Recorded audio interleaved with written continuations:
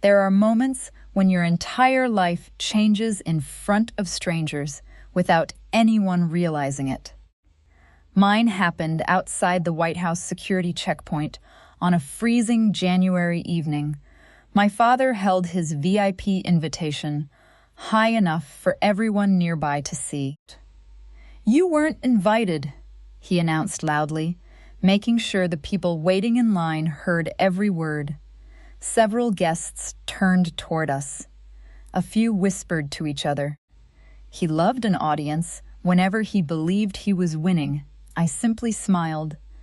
The hostess scanned my invitation, checked my identification, and suddenly lost all color in her face. She looked past me toward a decorated admiral standing near the entrance. "Sir, she's here." Within seconds, the admiral walked over with a warm smile. "Mrs. Natalie Brooks," he said, extending his hand. "We've been expecting you. Our featured speaker shouldn't be standing in the public line." The silence that followed was louder than any applause. My father's confident grin disappeared. I leaned close enough that only he could hear me. Surprise. 3 weeks earlier, he had tried to steal everything my grandfather had left me. Tonight, he was about to learn that every lie eventually reaches the wrong audience. 3 weeks earlier, rain tapped softly against the windows of my late grandfather's farmhouse while I sat alone in his old kitchen. The familiar smell of cedar wood and burnt cinnamon still lingered in the air, making the empty house feel strangely alive. Grandpa Henry used to tell me, "Strong buildings begin with honest foundations." At 43 years old, I finally understood he had never been talking only about houses. My family looked perfect to everyone else. My father, Richard Brooks, owned one of the country's fastest-growing infrastructure consulting firms. My mother, Diane, spent most of her time hosting charity events and posing beside politicians. My younger brother, Ethan, managed operations inside Dad's company and acted as though success had been handed to him by birth. His wife, Olivia, sold luxury homes and judged people almost entirely by what they wore. Then there was me. I worked quietly as a senior government systems auditor, reviewing billion-dollar public infrastructure projects. Most people assumed I shuffled paperwork. In reality, I investigated hidden risks, uncovered financial irregularities, and verified whether companies were telling the truth before taxpayers' money was approved. My family dismissed my career as boring. At every holiday dinner, Ethan joked that I had chosen the safest job in America. Dad laughed every single time. So did everyone else, except Grandpa Henry. He was the only person who ever looked at me and said, "You're the one protecting people who will never even know your name." I never forgot those words. The following Sunday, my mother called and invited me to dinner. "Your father wants to put the past behind us," she said gently. I should have recognized that tone. Every time she sounded unusually kind, someone expected something from me. Still, a part of me wanted to believe things could change. When I arrived, the dining table looked like something from a magazine. Crystal glasses sparkled beneath the chandelier.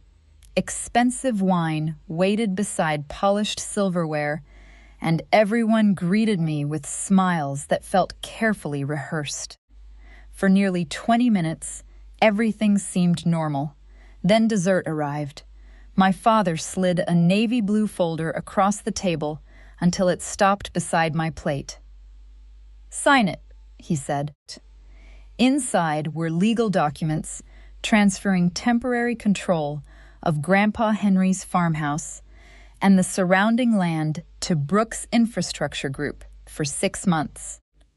According to the paperwork, the property would be used as collateral for a private loan supporting a government contract worth nearly $500 million.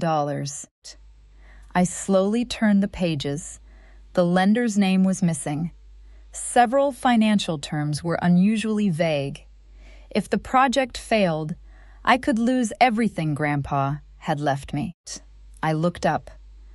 "Why does your company need my property?"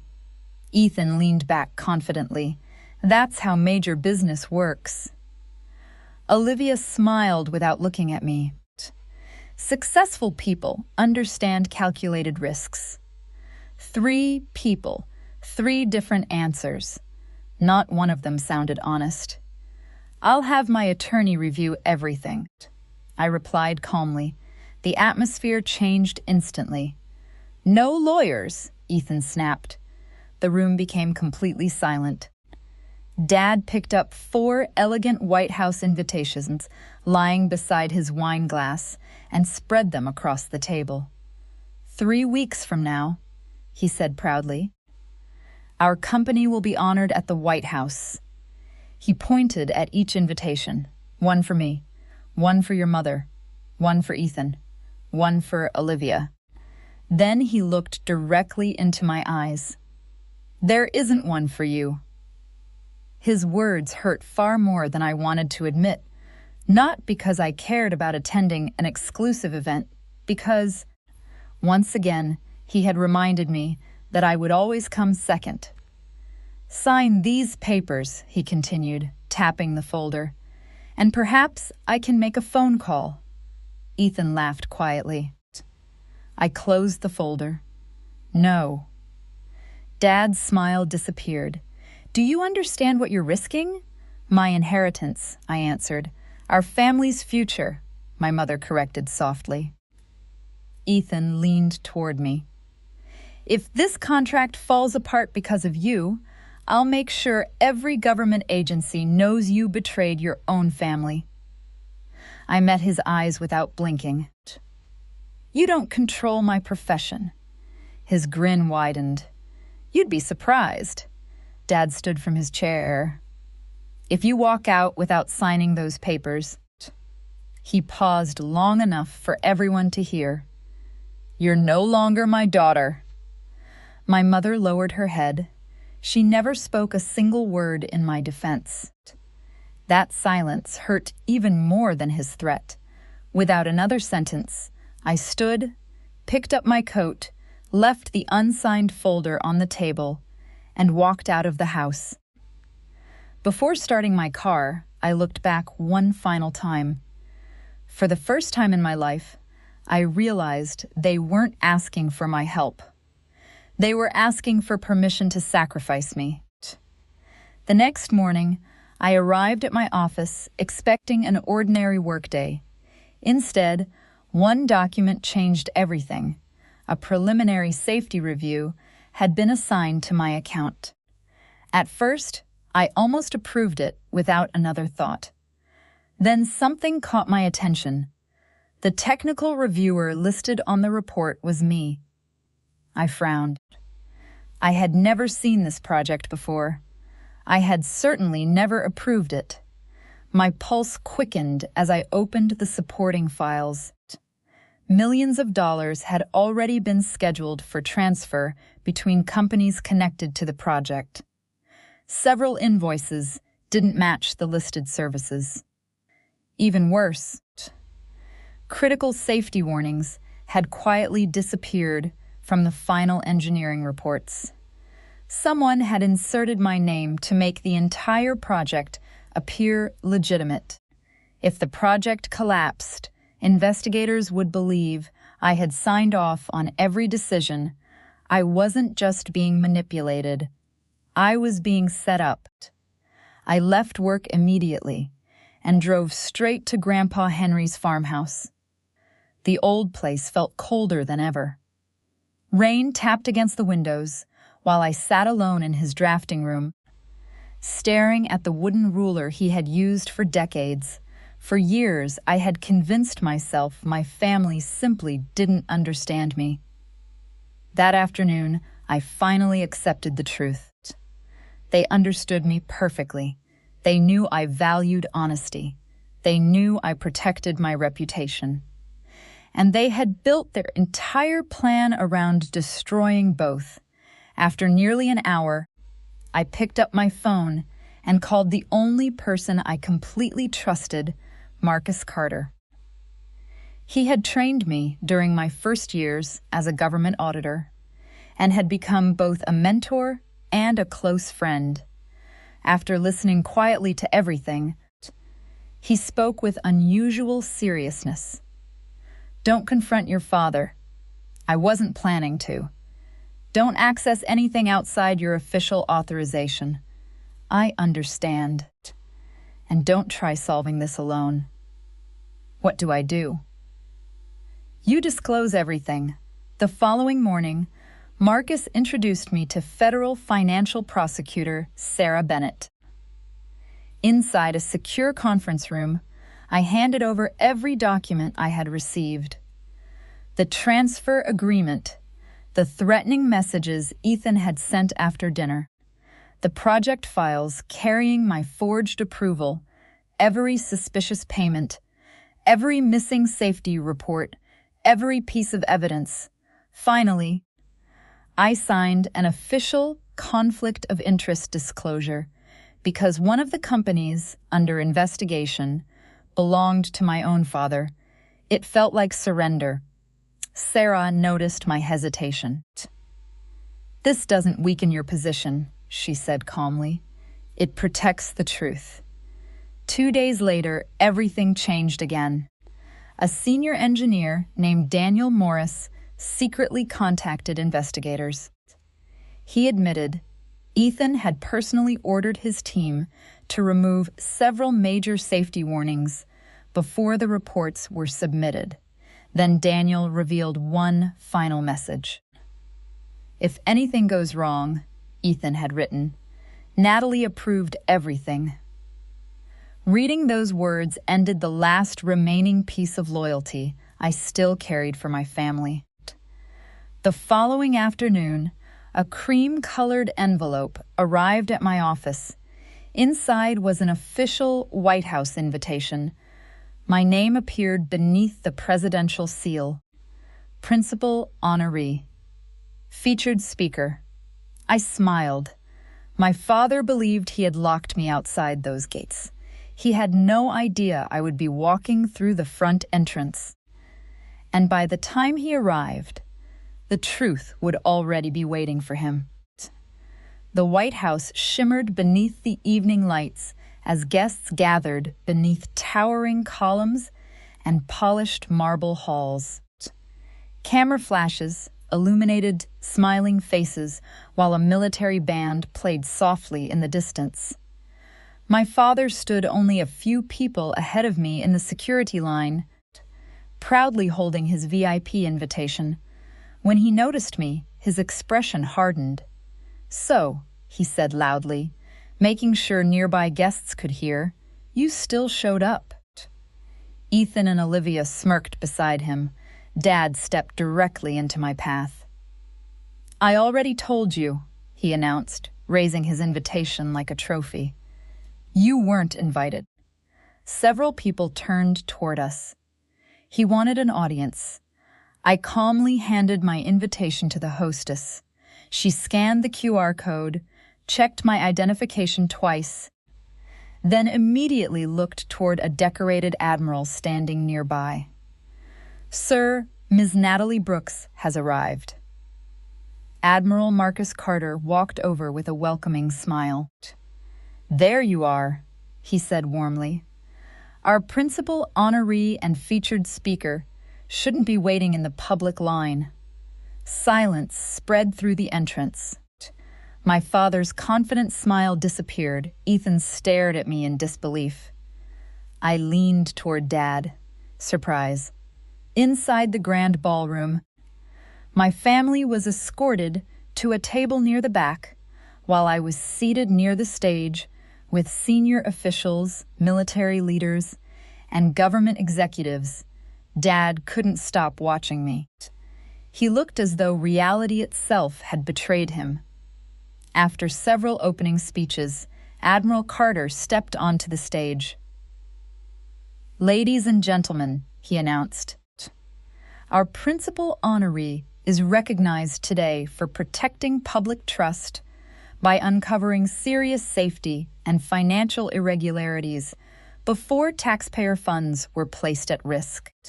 He smiled toward me. "Please welcome Natalie Brooks." The room erupted into applause. As I reached the podium, Grandpa Henry's words echoed in my mind. Strong buildings begin with honest foundations. I thanked the audience before speaking. Our investigation uncovered forged approvals, hidden financial transfers, and critical safety warnings deliberately removed from official reports. Because one of the companies involved belonged to members of my own family, I immediately disclosed the conflict and removed myself from the investigation. An independent review later confirmed every concern. The ballroom became completely silent. Then the chairman of the Independent Review Commission stepped forward. Effective immediately, Brooks Infrastructure Group is permanently removed from consideration for the federal contract valued at approximately $500 million. All related financial records have been referred for criminal investigation. My father jumped to his feet. "This is ridiculous," he shouted. "I know people here." Nobody answered. Two federal investigators calmly approached Ethan. "Mr. Brooks," one of them said, "please come with us." Olivia grabbed Ethan's arm. He pulled away without saying a word. Dad turned toward me, his voice barely above a whisper. "We're family." "No," I replied quietly. Family doesn't steal someone's inheritance. Family doesn't forge someone's signature. And family doesn't sacrifice one child to protect another. For the first time in my life, he had no answer. The investigators escorted him and Ethan from the ballroom without creating a scene. 7 months later, the investigation ended. Ethan pleaded guilty to fraud, falsifying government documents, and approving forged reports. My father was convicted for financial fraud, attempted property deception, and coercion related to Grandpa Henry's estate. Their once celebrated company collapsed. The fortune they had spent decades building disappeared through lawsuits, penalties, and unpaid debts. My mother was never criminally charged, but she lost nearly everything she valued. The charity boards quietly removed her. Friends stopped calling. The reputation she had protected for years vanished almost overnight. As for me, every allegation against me was officially dismissed. Investigators confirmed that I had reported the conflict immediately, refused to participate in the fraud, and fully cooperated throughout the investigation. I restored Grandpa Henry's farmhouse, turning his old drafting room into a quiet office overlooking the fields he loved. His wooden ruler now rests beneath a framed photograph from my graduation, a reminder that integrity outlasts wealth, power, and family expectations. Months later, my mother sent me a handwritten letter asking for another chance. I read every word. Then I carefully folded the letter and placed it in a drawer. Forgiveness may come with time. Trust would not, because I finally understood something Grandpa Henry had been teaching me my entire life. A strong foundation isn't built by the people who claim to love you. It's built by the choices you make when they give you every reason to become like them. And that was one inheritance no one could ever steal.